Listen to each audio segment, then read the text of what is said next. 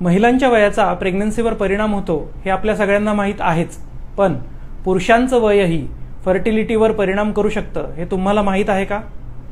आजही अनेकांना वाटतं की पुरुष कोणत्याही वयात सहज बाबा होऊ शकतात, पण सत्य परिस्थिती याहून थोडी वेगळी आहे. काही पुरुषांमध्ये वय जसजसं वाढत जातं तसतसं स्पर्म काउंट व स्पर्मची क्वालिटी म्हणजेच गुणवत्ता यावर परिणाम होऊ शकतो. म्हणून आजकाल महिलांबरोबर पुरुषांचं वयही तितकंच विचारात घेतलं जातं.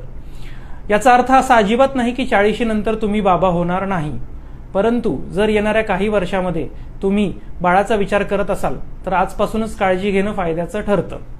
आयुर्वेदामध्ये शुक्र धातू याचं पोषण आणि संरक्षण हे देखील तितकंच महत्त्वाचं सांगितलेलं आहे. लक्षात ठेवा, वय बदलता येत नाही, पण जीवनशैली नक्की बदलता येते.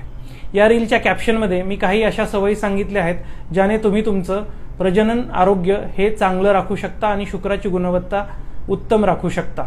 त्यासाठी या रीलचा कॅप्शन नक्की वाचा. धन्यवाद.